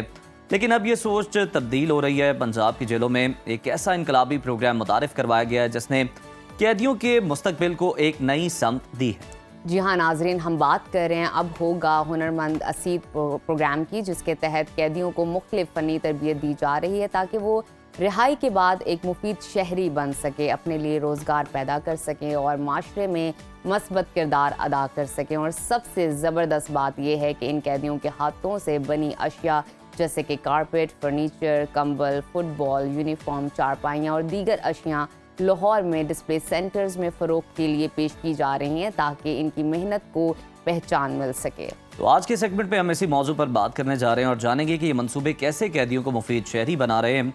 हमारे साथ मौजूद हैं IG जेल खाना जात पंजाब मियाँ फारूक नज़ीर साहब। Sir welcome to Suno Pakistan, कैसे हैं आप? खैरियत से हैं? अच्छा सर, सबसे पहले हमें ये बताइएगा डिटेल में कि ये जो प्रोग्राम है अब होगा हुनरमंद असीद प्रोग्राम, इसका बुनियादी मकसद ये है और ये किस तरह कैदियों की ज़िंदगी को जो है वो बदल देगा और रिहाई के बाद उनके लिए बड़ा मुफीद साबित होगा। जी बिस्मिल्लाहिर्रहमानिर्रहीम। एक्चुअली ये है कि जेल में जो भी लोग आते हैं ना जी, क्राइम में इन्वॉल्व होने के बाद उसके पीछे कोई ना कोई वजूहात होती हैं। बाज़ औक़ात जो कत्ल के केस में लोग आते हैं वो उनकी कोई दुश्मनी होती है या कोई इस तरह के ऐसे इश्यूज़ होते हैं, मुखालफत होती है जिसकी वजह से कोई सानहा होता है। लेकिन ज़्यादातर लोग जो ख़ास तौर पे नशे के केसेस में हैं, चोरी चकारी में और इस तरह के केसेस में आ जाते हैं जेलों में, जब हम उनको स्टडी करते हैं तो पता चलता है कि भाई इनके पास बार करने के लिए कुछ नहीं है। या तो ये पढ़े लिखे नहीं है, अगर पढ़े लिखे हैं तो फिर भी बेरोज़गार हैं, अगर नहीं पढ़े लिखे तो फिर भी कोई हुनर नहीं आता, कोई काम नहीं आता, तो वो फिर अपनी गुजर बसर के लिए या किसी तरह सर्वाइव करने के लिए सोसाइटी में ऐसी एक्टिविटीज़ में उलझ जाते हैं जो कि कानून के मुताबिक जो है वो जायज़ नहीं होती। तो यहाँ पे फिर ये एक चीज़ हमारे पास स्टार्ट होता है। हाँ, फारूक साहब, मैं आपसे जानना चाहूँगी कि पंजाब की कितनी जेलों में ये मंसूबा मुतारिफ करवा दिया गया है और अब तक कितने कैदियों को इस चीज़ से फ़ायदा हुआ है? देखिए, ये हमारा जो प्लान है ना जी, ये पंजाब की तमाम जेलों का है और अभी तक मैं समझता हूँ कि 70% से ज़्यादा जेलों में ये मंसूबा हमने इंट्रोड्यूस करवा दिया है। उसमें अगर आप पिंडी से शुरू हों तो वहाँ पे हमने फिनाइल मेकिंग का एक ट्रेनिंग सेंटर बनाया, जो कि सफाई हाइजीन के लिए हमारे जेलों में भी बहुत इस्तेमाल होती है और बाहर भी हम मार्केट कर सकते हैं। फिर चारपाइयाँ जो हैं लोहे की वो हम बनाते हैं और इसके अलावा टफ टाइल जो है वो उसके यूनिट लगाए हैं। अच्छा। और गुजरांवाला में बर्तनों की बहुत बड़ी होलसेल इंडस्ट्री है, तो वहाँ पे हमने मेलामाइन बर्तन के यूनिट लगाए हैं। वो हम प्लेट्स, डोंगे वगैरह और इस तरह की चीज़ें, कप वगैरह, ये सारे वहाँ पे बना रहे हैं और लोगों को उन्हें सिखा रहे हैं।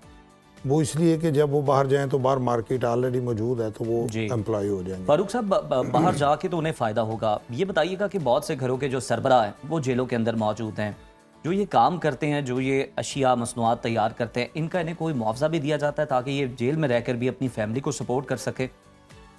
जी, अभी तक जितने प्रोजेक्ट हमने शुरू किए उनमें से 4 प्रोजेक्ट ऐसे हैं जिनमें कैदियों को हमने मुआवजा देना शुरू कर दिया। अच्छा। और बाकी जो प्रोजेक्ट हैं उन पे वर्किंग हो रही है, वो भी बड़ी शॉर्टली हम इंशाल्लाह प्रॉफिट में से उनको शेयर देंगे। मिसाल के तौर पे सियालकोट में फुटबॉल बन रहे हैं जी, और स्पोर्ट्स इंडस्ट्री है, वहाँ पे हम 75 रुपीज़ पर पीस प्रिजनर को देते हैं बनाने के।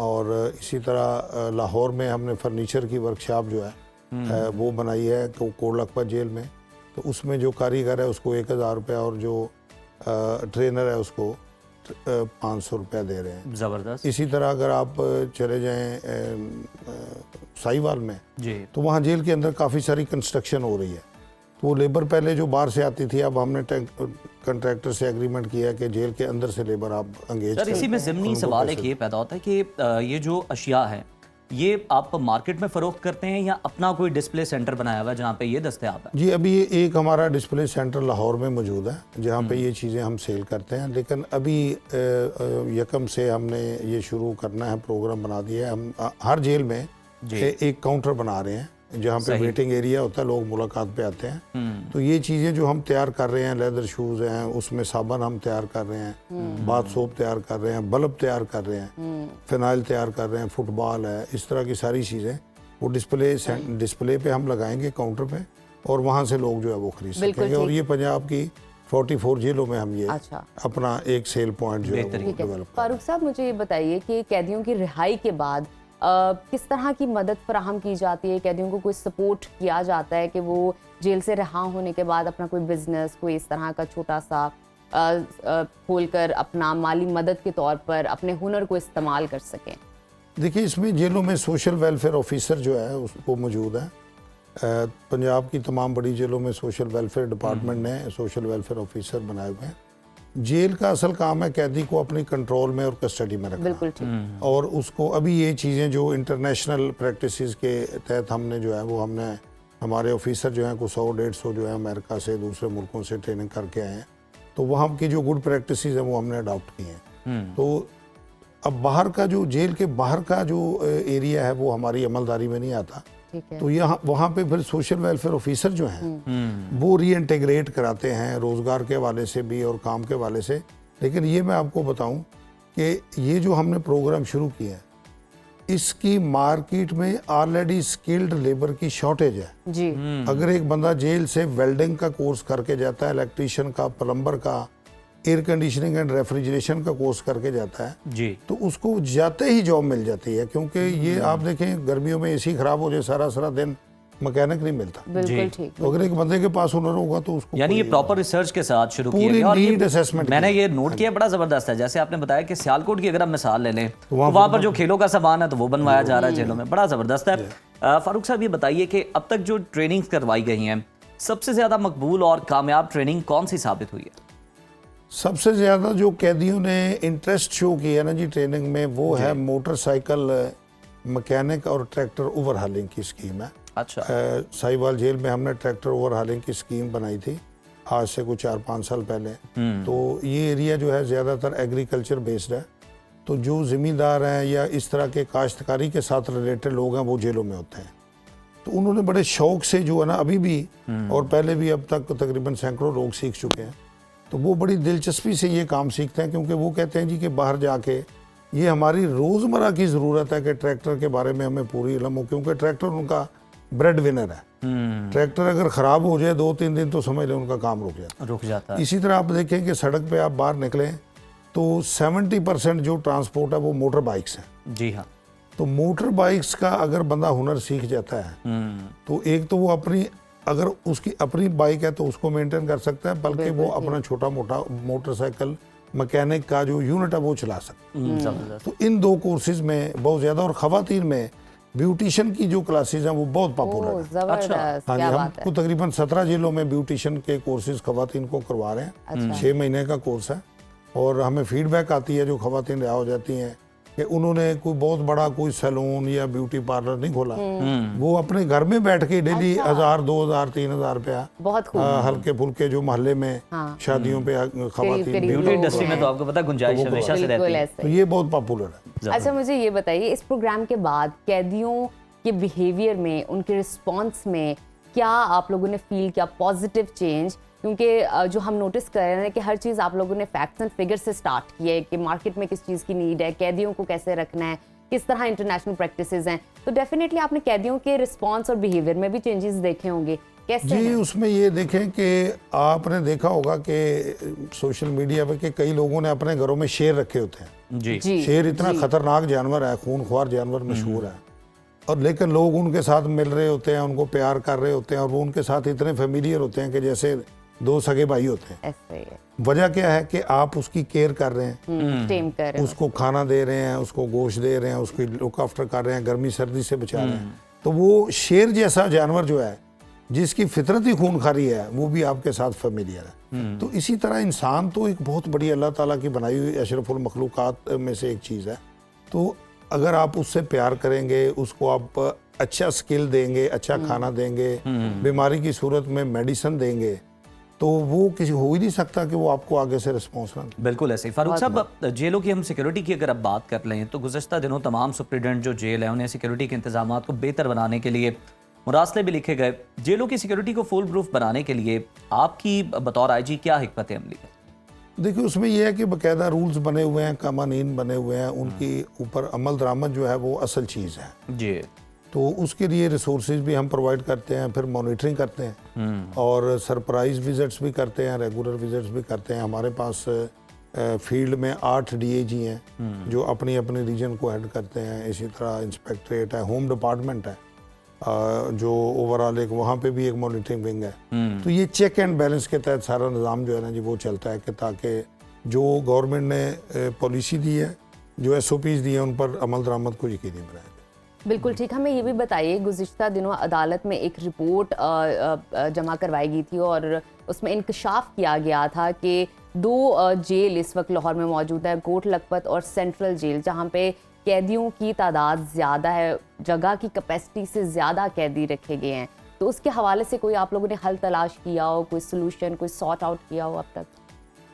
जी, इसमें सिर्फ लाहौर नहीं बल्कि इसमें पिंडी भी शामिल है, सियालकोट भी शामिल है। हमारे होम सेक्रेटरी नूरुल अमीन मैंगल साहब, पॉलिसी मेकिंग का शोबा जो है वो होम डिपार्टमेंट के पास है। हम आगे फिर ऑपरेशन करके जो अमल दरामद करते हैं। तो इस साल हमारा ये प्लान है कि लाहौर के अंदर एक नई जेल की अप्रूवल ली जाए। ये जून में जो आगे बजट आ रहा है जी। लाहौर में नो डाउट के हमारे पास पॉपुलेशन बहुत ज़्यादा हो चुकी है। लाहौर अगर आप देखेंगे तो पिछले 25-30 साल में 3 से 4 गुना ज़्यादा फैल चुका है एक्सटेंशन और इसी हिसाब से लोग बढ़ गए हैं, इसी हिसाब से क्राइम बढ़ गया है। तो लेकिन जो जेलें हैं वो सेम ही हैं। तो अभी एक नई जेल जो है, न्यू डिस्ट्रिक्ट जेल जो है लाहौर, उसके लिए वर्किंग ऑन पेपर हो रही है। अच्छा। ज़मीन भी हमने एक्वायर कर ली है और ये किस जगह पे? ये कोट लखपत और रेस कोर्स के दरमियान जगह मौजूद है। ओके ओके, वहाँ पे हम कर रहे हैं। इसी तरह सियालकोट जेल है वो शहर के अंदर आ गई है, उसको बाहर निकालना है। पिंडी में डिस्ट्रिक्ट जेल नई हमने बनानी शुरू कर दी हुई है, वो आइंदा 1 साल में मुकम्मल हो जाएगी। पिंडी में भी बहुत ज़्यादा ओवर क्राउडिंग है। इसी तरह चन्योट में हमने जगह अरेंज कर ली है, वहाँ भी हम नए साल में रेंज यारखा में नई जगह अरेंज कर ली है। तो जो शहरों के अंदर कंजेस्टेड एरियाज़ में सिक्योरिटी इंस्टीट्यूशन आ गए उनको हम बाहर निकालने के लिए प्लान कर रहे हैं। बिल्कुल ठीक है। बहुत शुक्रिया फारूक नज़ीर साहब आपके कीमती वक्त का। तो जनाब बिल्कुल असीरान के लिए ये बड़ा मुफीद प्रोग्राम है, इससे वो माशरे के कारआमद शहरी बन सकेंगे। और जिस तरह आईजी साहब ने बताया कि वो जनाब जेल के अंदर रहते हुए भी अपने जो घराना है, जो उनका कुंबा है, उसकी कफालत भी कर सकते हैं, क्योंकि घरों के सरबराह जेलों के अंदर है। और बाहर निकल के तो वो फिर एक मुफीद शहरी बन ही सकते हैं, अपना काम कर सकते हैं, अपना बाइज़्ज़त तरीके से रोज़गार कमा सकते हैं। तो एक बहुत पॉजिटिव चेंज है जो अभी उठाया गया है, मनसूबा बनाया गया है, प्रोग्राम इंट्रोड्यूस करवाया गया है। तो इसी के साथ लेते हैं एक छोटी सी ब्रेक, कहीं मत जाइए, देखते रहिए सुनो पाकिस्तान। प्रोग्राम में वक्त हुआ है हमारे एंटरटेनमेंट सेगमेंट का, जिसमें हम आपको बताते हैं कि शोबिज़ इंडस्ट्री में क्या चल रहा है, ऐसी खबरें जिनके बारे में आप जानना चाहते हैं, मंजर आम पर नहीं है, लेकिन अंदर की वो खबरें, वो बातें निकाल कर हम आप तक लेकर आते हैं। इस सेगमेंट में हमेशा की तरह हमारे साथ मौजूद होते हैं film and drama critic Haroon Shoaib. Welcome to Suno Pakistan. हारून, कैसे हैं आप? ठीक ठाक नजफ, उज़ैर, आप लोग कैसे हैं? बिल्कुल ठीक। हारून, आपसे बात करने से पहले एक एंटरटेनमेंट इंडस्ट्री के हवाले से एक छोटी सी न्यूज़ शेयर कर लेते हैं। और वो इस तरह है कि सूफियाना कलाम की मायनाज गुलकारा, सुरों की मलिका और दुनिया भर में सिंध और पाकिस्तान की पहचान आबदा परवीन, आज उनकी 70वीं सालगिरह मनाई जा रही है। और जैसे कि आप जानते हैं, उनकी आवाज़ के हवाले से आबदा परवीन ने सिंधी, उर्दू, पंजाबी, सराइकी, बलोची समेत मुल्क की मुख्तलिफ ज़ुबानों में गीत गा कर अपने मद्दाहों को महसूस किया और इन्हें कई बैनुल अक़वामी और कौमी सतह पर अवार्ड से भी नवाजा गया। हुकूमत पाकिस्तान की जानिब से प्राइड ऑफ परफॉर्मेंस भी मिल चुका है। हारून, सबसे पहले बताइएगा हमें, एक तो इस सालगिरह पे आप क्या कहना चाहेंगे और इस हफ्ते में बेहतरीन ड्रामा कौन सा रहा शायकीन की जानिब से? बहुत बहुत सालगिरह मुबारक कहना चाहेंगे जी आबदा परवीन जी को। बहुत ताकतवर आवाज़ हमारे अहद की।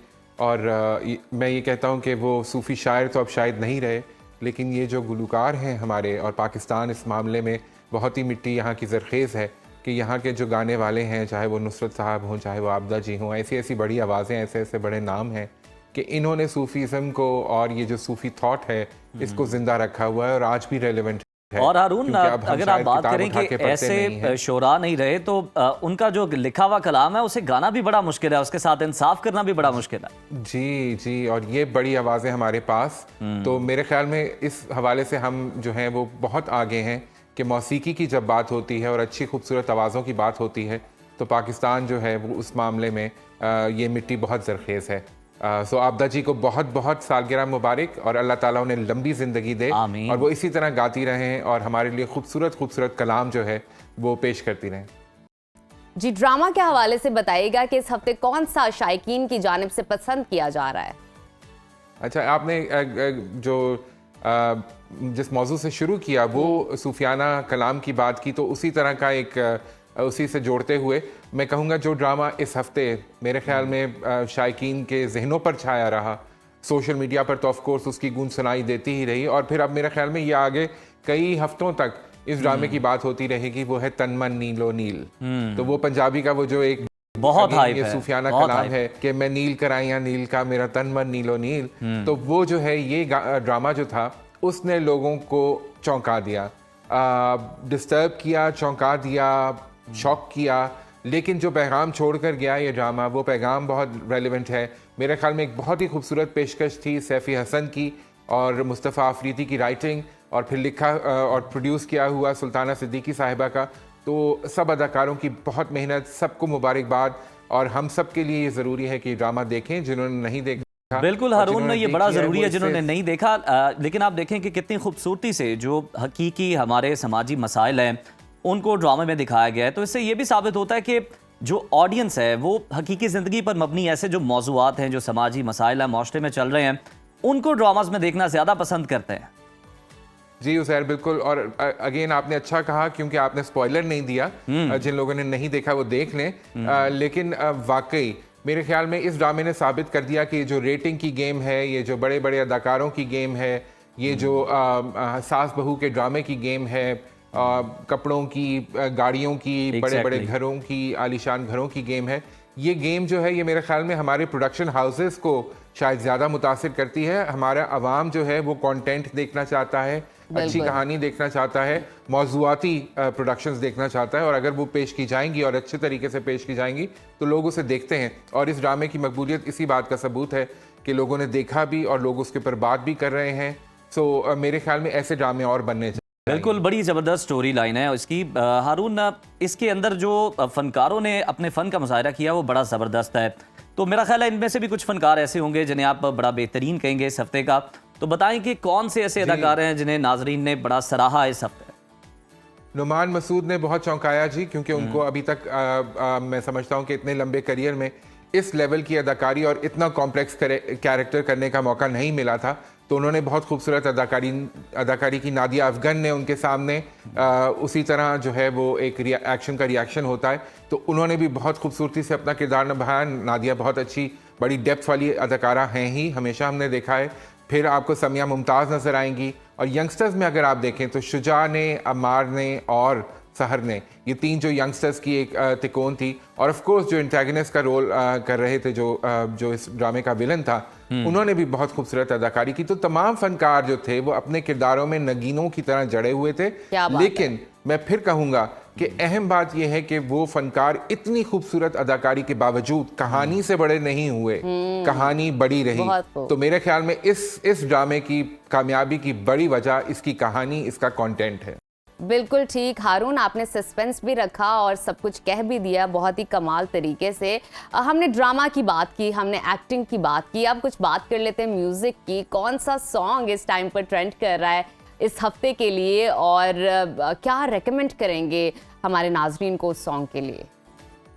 अच्छा, अभी कल ही एक नया गाना आया है और मैं उसको जब सुन रहा था तो मैंने कहा ये बिल्कुल वो जिसको कहते हैं ना फ्रेश फ्रॉम दी अवन, तंदूर से ताज़ा ताज़ा निकला हुआ गाना है। तो ट्रेंड तो पता नहीं कर रहा है या नहीं कर रहा, लेकिन मेरे ख्याल में एक दफ़ा तो हम सबको सुन लेना चाहिए। समर जाफरी हैं जी हमारे एक टीनेज लव स्टोरी, और ये समर की अभी पिछले दिनों बल्कि ये सोशल मीडिया के ऊपर मैं देख रहा था कि इनकी बहस भी चलती है। इनको जाहिर है आजकल आपको पता है कोरियन पॉप कल्चर का बड़ा रिवाज है हमारे टीनेजर्स में, तो ये इनको कहा जाता है कि जी ये BTS के वो जो मेन लीड सिंगर हैं उनसे इनकी शक्ल मिलती है। तो उसके ऊपर इनके जो चाहने वाले हैं और जो इनके क्रिटिक्स हैं वो बड़ी बहस मज़े की कर रहे होते हैं। तो ये मुझे बड़ा अच्छा लगता है, ये टीनेज कल्चर है जिससे अब हम थोड़ा सा दूर हो गए, मैं और उज़ैर। नजफ आप तो अभी भी मेरे ख्याल में टीनेज में ही होंगी, तो मुझे आपने हरून मुझे आपने जबरदस्ती अपने साथ घसीटा। अब मैं अकेला बड़ा लोनली फील। चले मैं आपके साथ कोई तो मैं आपके साथ अरुण यकजहती करता हूँ। चले अब हमें ये बता दें, मोहब्बत की तो बड़ी बातें हो गई, कुछ जंग की भी बात हो जाए जनाब। तो इस हफ्ते यूट्यूबर रहीम परदेसी और अदाकार फिरोज खान के बॉक्सिंग मैच के जनाब बड़े चर्चे रहे, बड़ी वीडियोस भी सामने आई। फिरोज की शिकस्त के बाद उनके बेटे की रोने की वीडियो भी सोशल मीडिया पर बड़ी वायरल हुई। क्या कहेंगे, क्या कमेंट करेंगे इस पर?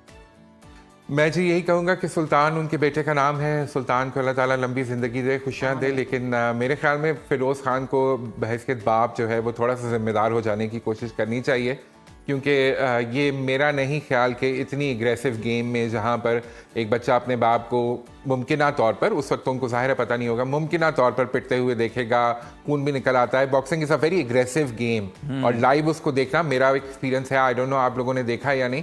तो वो बड़ा मुझे लगा आप कहने लगे मेरा खेलने का एक्सपीरियंस है। So true, so true. नहीं, खेला नहीं, देखा जरूर है बॉक्सिंग रिंग के बाहर बैठकर। तो मैं वही बता रहा हूँ कि वही इतना ट्रॉमेटिक एक्सपीरियंस होता है कि खेलना तो खैर बड़ी बात है, लेकिन फिरोज की अगर हम पैटर्न देखें तो पहले अगर आपको याद हो जब बिल्कुल ये बच्चा छोटा था उस वक्त फिरोज ने इसको गोद में बिठाकर ड्राइविंग करते हुए भी एक वीडियो डाली थी अपनी सोशल मीडिया के ऊपर, जिसपे इनकी शनारा इकराम साहिबा जो हैं वसीम अकरम की वाइफ, उनके साथ काफी बहस हुई थी, बहस व तकरार हुई थी। और जाहिर है ये गैर जिम्मेदार आपने हारून ये बात बिल्कुल ठीक की है कि अब फिरोज को थोड़ा सा जिम्मेदार हो जाना चाहिए एज अ बाप, क्योंकि इस तरह की जगहों पे बच्चों को मासूम जो हो उनको नहीं लेकर आना चाहिए, क्योंकि उनको पता नहीं है वो कहाँ पर है, क्या देख रहे हैं, क्यों देख रहे हैं। अच्छा, क्विकली रिस्पॉन्स कीजिएगा इस हवाले से। अदाकारा साइमा कुरैशी ने एक पॉडकास्ट में बयान दिया कि मर्द की कमाई में बरकत होती है जबकि औरत की कमाई में बरकत नहीं है। इस बयान पर उनको काफी क्रिटिसाइज भी किया गया है सोशल मीडिया पे। जरा बताना चाहेंगे किस कॉन्टेक्स्ट में उन्होंने ये बात की थी? मुझे नहीं पता किस कॉन्टेक्स्ट में बात की थी, मैंने वो पॉडकास्ट 3-4 दफा देखी, मुझे नहीं समझ आया कि साइमा जी को क्या हुआ। साइमा जी बड़े अरसे से काम कर रही हैं, तो वो क्यों उन्होंने इस तरह किया, और ये पॉडकास्ट की रिवायत रही है। आई थिंक हम इसके ऊपर बहुत दफा बात कर चुके हैं, लेकिन साइमा जी को ये याद रखना चाहिए कि इस मुल्क की वजीर आजम भी खातून रह चुकी हैं, इस मुल्क की वजीर आला भी खातून है इस वक्त मौजूदा। हमारे जो हमारा सेंट्रल बैंक है, स्टेट बैंक ऑफ पाकिस्तान की गवर्नर रह चुकी हैं खातून। तो खवातीन की कमाई में अगर बरकत नहीं है तो फिर साइमा जी प्रॉब्लम ये मुझे हारून एक्चुअली समझ नहीं आई इस चीज की, तभी मुझे लगा शायद हो सकता है किसी और डोमेन, किसी और कॉन्टेक्स्ट में उन्होंने बात की हो जो आपको समझ आ गई हो। तो मुझे भी मैं आपको बताता हूँ ना, मैं साइमा जी को जानता हूँ, उनकी फैमिली की तारीख भी जानता हूँ। तो मुझे लगता है कि साइमा जी जो है उनको मनी मैनेजमेंट नहीं करनी आती है, उनको पैसे संभालने नहीं आते कि कितने खर्च करने हैं, कितने बचाने हैं। तो ये उनका पर्सनल इशू तो हो सकता है, इसका हरगिज ये मतलब नहीं है कि तमाम खवातीन की कमाई में बिल्कुल हारून, उनका अपना एक्सपीरियंस हो सकता है जिस पर उन्होंने कोई बात की। और उनको चाहिए कि वो कोई सेविंग अकाउंट खोलें। जी जरूर, ये बड़ा अच्छा मशवरा आपका। हारून ये बता दें कि अदाकारा कुबरा खान और गौहर रशीद ने सऊदी अरब में निकाह के बाद अब हमने देखा कि खाना काबा के सामने खिंचवाई गई तस्वीर अपनी शेयर की है, बड़ी खूबसूरत है, और इस हवाले से एक वीडियो भी शेयर की है। क्या कहेंगे इस पर?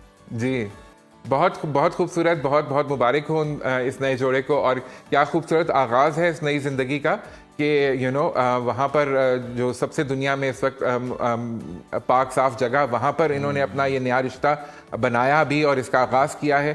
तो अल्लाह ताला इनको खुश रखे, वहीं से ये रहमतें अपने साथ समेट कर लाएं और फिर आगे की ज़िंदगी इनके लिए आसान हो जाए। आमीन। हारून ये एक बड़ा जबरदस्त ट्रेंड है, जरा ओवरऑल एक इस ट्रेंड पे भी आप कमेंट कर दें। देखें कुबरा और गौहर ने देखें कहाँ से अपनी ज़िंदगी का आगाज़ किया, बड़ा खूबसूरत है। मावरा की हम बात कर लें, कितना सादा वो तैयार हुई, कितनी मुख्तसर सी लेकिन पुरवकार तकरीब थी, नमूदो नुमाइश से वो कोसों दूर रही। तो ज़रा इस ट्रेंड पे भी कमेंट कर दीजिएगा। जी बहुत अच्छी बात है, और मेरे ख्याल में ये जो तमाम फनकार हैं ये उनकी जिम्मेदारी है। ठीक है, आप अपनी पार्टी करें, फन करें, अच्छे दोस्तों को इकट्ठा करें, ज़रूर करें, लेकिन ये ज़रूर याद रखें कि आपसे बहुत से पैगाम लेती है अवाम, तो उनको जो है वो किसी किस्म के अनड्यू प्रेशर में ना डालें। अंबानी नहीं है कोई यहाँ, अडानी नहीं है, तो ये ज़रूर रखें कि अपनी शादियों को साइज में रखें, और कम से कम जो तस्वीरें आप सोशल मीडिया पे डालते हैं करें हारून, साइड और पे लोगों को रखें। भी एक अच्छी तस्वीर दिखाएं ताकि लोग भी वही काम करें, और ये बहुत जी, ज़रूरी है। जी। बहुत शुक्रिया हारून आपकी मौजूदगी का, हमेशा से आपसे बात करके तबसरा करके बड़ा ही अच्छा लगता है। तो नाजरीन, अभी वक्त हुआ Thank है you. छोटी सी ब्रेक का, कहीं मत जाइए, देखते रहिए सुनो सुनो Pakistan. Welcome back to Suno Pakistan. Programme में आगे बढ़ेंगे और बात करेंगे मुल्क की सियासत की। तो सियासी कशीदगी के बावजूद मुल्क में बेहतरी के आसार नुमायां हो रहे हैं, मैशत बेहतर हो रही है, अदलिया और मुकन्नना के दरमियान हम आहंगी बढ़ रही है, सफारती महाज पर कामयाबियां मिल रही हैं। पाकिस्तान के ट्रंप इंतजामिया के साथ राब्ते भी बहाल हो रहे हैं, मगर मुल्क में सियासी इंतशार और कशीदगी ख़त्म होने का नाम ही नहीं ले रही और हर गुजरते दिन के साथ बढ़ती जा रही है। जहां एक तरफ हुकूमत को अपोजिशन जमातों का चैलेंज दरपेश है, तो वहीं दूसरी जानिब हुकूमत की अहम इत्तेहादी पीपल्स पार्टी भी हुकूमत से मुसलसल नाराज दिखाई दे रही है। कभी सूबाई फंड्स ना मिलने पर तहफ़्फ़ुज़ात का इजहार किया जाता है, तो कभी मुश्तरका मफादात कौंसिल का इजलास ना बुलाने पर हुकूमत की हिमायत को ही ख़त्म करने की धमकियाँ दी जाती हैं, और कभी दरियाए सिंध से किनाल निकालने पर विफाक के खिलाफ संगीन कदम उठाने की वार्निंग दी जाती है।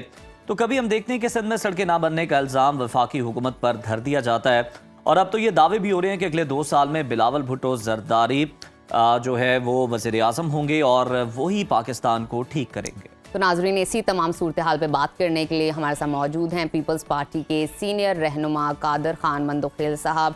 बहुत शुक्रिया कादर साहब आपके वक्त का। आपसे जानना चाहूँगी, पीपल्स पार्टी को क्यों लगता है कि अगले 2 साल में शहबाज हुकूमत ख़त्म हो जाएगी और बिलावल भुट्टो जरदारी वज़ीर आज़म होंगे? देखिए जी, पहले तो आपके 1.5 साल से आपकी मोहरा में दोहराऊंगा, ये 1.5 मिनट में भी खत्म हो सकती है, 1.5 साल तो दूर की बात है। और उसकी वजह ये है कि जब वो 9 फरवरी का इलेक्शन हुआ और उसके बाद हमने पीटीआई को ऑफर किए, क्योंकि वो बड़ी पार्टी थी, चाहे वो आज़ाद इससे से क्यों ना हो, तो उन्होंने इनकार कर दिया।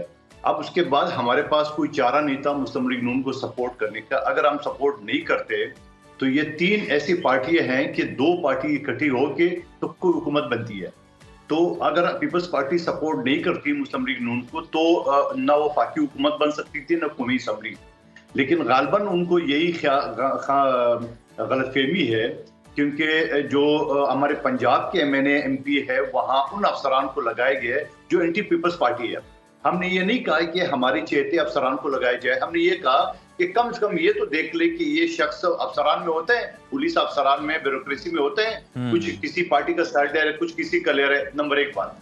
दूसरी बात ये कि शहबाज शरीफ साहब दौड़े दौड़े कराची आते हैं पिकनिक मनाने के लिए या इलेक्शन लड़ने के लिए, क्योंकि 2018 में शहबाज शरीफ साहब के मुकाबले में इलेक्शन लड़ चुका हूँ NA 249 डिस्ट्रिक्ट के माड़ी से जी। और फिर 2021 में भी उनका मिफ्ता इस्माइल के खिलाफ इलेक्शन में लड़ के कामयाब हुआ अल्हम्दुलिल्लाह। 2024 में भी शहबाज शरीफ साहब यहाँ दौड़े दौड़े आए थे, लेकिन उसके कागज मैंने चैलेंज किए, नायली से बचने के लिए वो यहाँ से चले गए। तो हमारे ये कहना है कि K4 मंसूबा जो कराची का पानी का पिछले 25 साल से अल्तवा का शिकार है, क्योंकि वफाकी हुकूमत अपने हिस्से के फंड नहीं दे रही है। उसके बाद K5 मंसूबा हमने बनाया था, जहां मेयर शहबाज शरीफ साहब या मुस्तफा कमाल साहब जो इस वक्त जबरदस्ती बैठा हुआ है, उनके हल्के में ये एंड टाइम पे शहबाज शरीफ साहब ने इनकार कर दिया है। तो दूसरी गिला हमारे ये है कि अगर मैं पूरे पाकिस्तान पे नजर डालूं तो एक मुल्तान को 2 मोटरवे लगता है, पूरा सिंध में 1 मोटरवे नहीं है, पूरा बलूचिस्तान में 1 मोटरवे नहीं है। उसके बाद अगर सैलाब जदगान की मैं बात करूं, जहां 21 लाख मकानात का बिलावल भुट्टो साहब ने ऐलान किए थे, उसके लिए वो फाकी हुकूमत अपने हिस्से का फंड नहीं दे रही। अच्छा, उसको भी छोड़िए, जहां 2 सूबों में हमारी हुकूमत है, सिंध और बलूचिस्तान, वहां सी अथॉरिटी जो बनाई गई है, वहां पीपल्स पार्टी की या पीपल्स पार्टी की सूबाई हुकूमतों को एतमाद में नहीं लिया गया। तो ये सारी चीजें हमारी अगर कोई गलत है, ये जो जनूबी पंजाब की 6 केनाल है वो एक अलग इशू है, बहुत सारे इशू मजीद है। तो मेरा सवाल ये है कि अगर हमारे ये मुतालबात गलत है तो भी बताया जाए, या अगर वो इस खुशफहमी में है कि किसी ने उसको तापी दी है कि तू डटे रहे, तेरे साथ कुछ नहीं होने वाला है, तो ये भी गलत फहमी है मेरे हिसाब से। अच्छा कादिर साहब, आपने अपने तहफ़्फ़ुज़ात भी बता दिए मुकम्मल तौर पर। सर, जिस तरह से आपने शुरू में बात की कि हमने तहरीक इंसाफ को दावत दी थी, बिल्कुल आपने दी थी, मजबूरन आप कह रहे हैं कि आपने ज्वाइन कर लिया, नून लीग को मिलकर गवर्नमेंट बनानी थी। लेकिन सर, अगर हम इस वक्त बात करें तो जो मसाइल इस वक्त दरपेश हैं, आप जो बात कर रहे हैं कि बिलावल भुट्टो साहब जो हैं, जो आपकी जमात की तरफ से बातें हो रही हैं, गवर्नर पंजाब का ये दावा है कि वो वज़ीर आज़म होंगे, तो ये किस तरह से मुमकिन है? क्या ये उसी तरह से है जिस तरह डॉक्टर अब्दुल मालिक बलोच और सनाउल्लाह ज़हरी ने टेन्योर शेयर किया था? क्या कोई अंडरस्टैंडिंग है इस तरह की? नहीं, ये तो मुझे नहीं पता कि इस तरह कोई अंडरस्टैंडिंग होता तो मैंने आपके सामने जो मसाइल के अंबार लगा लिए तो वो हल हो जाते। और मुस्लिम लीग नून नहीं चाहती है किसी सूरत में कि पंजाब में हम कोई काम करें, हमें कुछ स्पेस मिले, जबकि सिंध में उनको फ्री हैंड मिला हुआ है, जहाँ मर्जी है। लेकिन बदकिस्मती से एक यूसी चेयरमैन, एक दो के अलावा और कोई नहीं है। तो मैं ये समझ रहा हूँ कि नून लीग हमेशा हमारी जो मुकाबला रहा है, चाहे मैं अपने हल्के की बात करूं या मैं पंजाब की बात करूं, हमारे मध्य मुकाबिल हमेशा मुस्लिम लीग नून रहे। पीटीआई तो एक हवा में पार्टी आई और हवा में चली जाएगी, उनका तो कोई नाम निशान नहीं रहेगा काफ लीग की तरह। तो मैं ये समझ रहा हूँ हमारे पंजाब की जो रहनुमा है वो पहले ही दिन इस बात की खदशात आजाद करे कि नून लीग के साथ एहतियात में हमें नुकसान होगा, और वो नुकसान का हमें अंदाजा अच्छी तरह हो ही गया। तो मैं ये समझ रहा हूँ कि हमारा मुकाबला इनके साथ है, नून लीग के साथ, चाहे बलूचिस्तान में हो, चाहे खैबर पख्तूनख्वा में हो, चाहे पंजाब में हो, सिंध में तो उसका कुछ है ही नहीं है, वो तो आपके सामने की सूरत हाल है। तो मैं ये समझ लो कि हमारी पार्टी के लोग नाराज नहीं है, पार्टी की जो नाराज है सीनियर जो रहनुमा है। कादिर साहब, हमने देखा था कि बिलावल भुट्टो जरदारी साहब ने जो अपनी इलेक्शन कैंपेन चलाई थी वो बड़ी उनकी एग्रेसिव थी और नून लीग के खिलाफ उन्होंने बड़े धुआंधार बयानात दिए थे, इधर से भी जवाब आ रहा था। लेकिन सदर आसिफ जरदारी इस मामले में ज़रा हमें जो थे वो नॉर्मल दिखाई दिए। तो क्या चेयरमैन पीपल्स पार्टी और शरीक चेयरमैन पीपल्स पार्टी, इन दोनों की सोच और नज़रिए का मामला है? नहीं, सोच और नजरिया तो पीपल्स पार्टी के इन दोनों के एक ही बाप बेटे, इनका अलग क्या हो सकता है। हाँ, ये फर्क जरूर है कि आसिफ अली जरदारी साहब मुफाहमत का बादशाह कहला जाता है, सब्र तामुल का, और उस हवाले से जो है ना, और वो कहते हैं हम जो नारे जाले लगाते थे, एक जरदारी सब पर बारी, तो ये मना करते थे, ये नहीं लगाओ, एक जरदारी सबसे यारी। तो ये सबसे यारी का जो है ना वो फायदा नून लीग उठा रही है और कुछ नहीं है। तो और अब भी जो हमारी सेंट्रल एग्जीक्यूटिव कमेटी है उन्होंने फैसला दिया है कि हम उनके साथ नहीं चल सकते हैं, लेकिन इख्तियार अब दे दिए आसिफ अली जरदारी साहब को कि वो नवाज शरीफ साहब से बात करें। अगर मसला नहीं हल होता है तो यकीनन बिल्कुल ठीक। कादर साहब, आपसे जानना चाहूंगी, पीटीआई की जानिब से ये दावा सामने आया है कि बानी चेयरमैन को जेल में रिहाई और 3 माह में नाअहली खत्म करने की ऑफर्स की जा रही हैं, मगर हुकूमत का मौक़िफ़ है कि वो जेल से निकलने के लिए मिन्नतें कर रहे हैं। बानी पीटीआई को ये ऑफर्स कौन कर रहा है, जरा डिटेल में बताइएगा। देखिए, हम तो इनकार कर रहे हैं, हमने कोई ऑफर नहीं की है। नून लीग इनकार कर रही है, कोई ऑफर नहीं की है। तो ये ऑफर किए किसने? खान साहब कह रहे हैं मुझे बनी गाला में जो है ना वो ऑफर किए गए, तो ये तो एस्टेब्लिशमेंट की बल्ला लगा रहे हैं। आप देख रहे हैं कि हम तो बार बार ये कहता है कि बाबा आप सियासी पार्टी हो, सियासी लोगों से बात करें, आप एस्टेब्लिशमेंट की एम्पायर की उंगली ढूंढना छोड़ दें। लेकिन वो आप देख रहे हैं गौर खान की जो मुलाकात हुई थी पेशावर में, वो उसको पोशीदा रखा गया। गंडापुर की और बुशरा बीबी की जो मुलाकातें हो रही है उसकी तो हम बात ही नहीं कर रहे। खान साहब से पेशी के मौके पे जो साफी हजरात पूछते हैं कि बड़ी बड़ी गाड़ियों में कौन आता है, तो वो मुस्कुरा के टाल देता है। तो हम तो कहते हैं कि ये अभी भी एम्पायर की उंगली ढूंढने के चक्कर में अभी बिल्कुल कादिर साहब, वो तो एम्पायर की उंगली ढूंढने के चक्कर में आपने कुछ देर पहले जो बात की उसी जुमले का मैं हवाला दूंगा। आपने कहा कि नून लीग जो है वो हमारी हिमायत का जो है वो बड़ा गलत फायदा उठा रही है। तो सर, वो आपकी बैसाखियों पर ही उसका फायदा उठा रही है, आप क्यों अपनी हिमायत वापस नहीं ले लेते? अगर इतने तहफ़्फ़ुज़ात हैं या कोई मजबूरी है तो वो भी बता दीजिए। नहीं, मजबूरी कोई नहीं है। मैंने आपसे शुरू में अर्ज किया है कि 1.5 साल क्या 1.5 मिनट अभी मैं और आप बात करें और बिलावल साहब ऐलान कर दे, तो अगले 1.5 मिनट में आप शहबाज शरीफ साहब को साबिक वज़ीर आज़म कहेंगे। तो मैं ये कहूंगा कि ये इनकी खुशफहमी है। ये बहुत स्ट्रॉन्ग स्टेटमेंट है कादर साहब जो आप दे रहे हैं। जब मैं तो आपको बता रहा हूँ, मैं तो 1.5 साल के बजाय 1.5 मिनट बता रहा हूँ आपको, लेकिन इनकी खुशफहमी है। पीपल्स पार्टी के सारे लोग इस बात पे मुत्तफिक है कि हम इनके साथ नहीं चल सकते हैं, लेकिन शायद आसिफ अली जरदारी साहब एक मौका और देना चाहता है। तो ये सारे मसाइल जो हमारे हैं उसमें कोई कह दे नहीं ये गलत है, ये कह दे ये नाजायज है, कह दे ये गैर कानूनी है, तो भी हम मान लें, मानते भी है, ठीक है, आपके मसाइल ठीक है, आपकी मसाइल जेन्युइन है। जब हमारे मसाइल जेन्युइन है तो किसने इनको ये तसल्ली दी है कि बेफिक्र हो जो पीपल्स पार्टी आपसे नहीं जाएगी? बिल्कुल ठीक है कादिर साहब, आपके तहफ़्फ़ुज़ात जायज़ हैं, हुकूमत मानती भी है तो फिर उसको हल भी करना चाहिए, क्योंकि आप ऑपोजिशन के साथ बैठने की बातें करते हैं, उन्हें कहते हैं हम आपके मुतालिबात सुनेंगे, हमें आप ख़त लिखें, लेकिन सबसे पहले आप अपने इत्तेहादियों को तो राज़ी करें जिनकी बैसाखियों पर आपकी हुकूमत कायम है। इत्तेहादी हुकूमत है तो फिर आपको अपने जो इत्तेहादी है उनका ख्याल रखना तो बहुत ज़रूरी है। बहुत शुक्रिया कादिर मंदुखेल साहब आपके कीमती वक्त का। और नाज़रीन, हम एक साथ ही खबर शामिल कर लेते हैं। पाकिस्तान में शादी ब्याह की तकरीबात में बेजा अखराज जात होते हैं, गैर ज़रूरी नमूदो नुमाइश हो रही होती है और ये एक बड़ा आम मसला है जनाब। पैसे यूं लुटाए जा रहे होते हैं कि बारिश हो रही है जनाब, जिस तरह मुतवसत तबका जो होता है उस पर बहुत ज़्यादा माली बोझ पड़ जाता है। और इसी मसले को हल करने के लिए वज़ीर आला पंजाब मरियम नवाज शरीफ ने शादी की तकरीबात में वन डिश पॉलिसी पर सख्ती से अमल दरामद का हुक्म दिया है। उन्होंने तमाम डिप्टी कमिश्नर्स को ये सख्त हिदायत दी हैं कि वो वन डिश पॉलिसी पर सख्ती से अमल दरामद करवाएं और ये कानून ना सिर्फ शादी हॉल्स बल्कि फार्म हाउसेज और निजी मकामात पर होने वाली तकरीबात पर भी लागू होगा। खिलाफ वर्जी की सूरत में मुतल्लिका डिप्टी कमिश्नर पर जिम्मेदारी आयद होगी। बिल्कुल, ये फैसला बहुत ही अहम है क्योंकि गैर ज़रूरी अखराजात सिर्फ शादी करने वाले ख़ानदान पर ही नहीं बल्कि पूरी सोसाइटी पर असर डालते हैं। जब अमीर लोग बड़ी बड़ी तकरीबात में महंगे खाने पेश करते हैं तो कम वसाइल वाले अफराद पर भी दबाव बढ़ जाता है और वो भी उस मयार को कम्पीट करने की कोशिश करते हैं। ये इकदाम सिर्फ माली बोझ कम करने के लिए ही नहीं बल्कि सोसाइटी में बैलेंस क्रिएट करने के लिए भी बहुत ज़रूरी है। इस पॉलिसी से ना सिर्फ शादियाँ सादा तरीके से होंगी बल्कि खाने का ज़िया भी कम होगा। तो नाज़रीन, ये था हमारा आज का प्रोग्राम। उम्मीद है आपको पसंद आया होगा। कल दोबारा सेम टाइम पे आपसे मुलाकात होगी बहुत सारी इन्फॉर्मेशन और न्यूज़ के साथ। तो तब तक के लिए अपना बहुत सारा ख्याल रखिए। अल्लाह हाफ़िज़।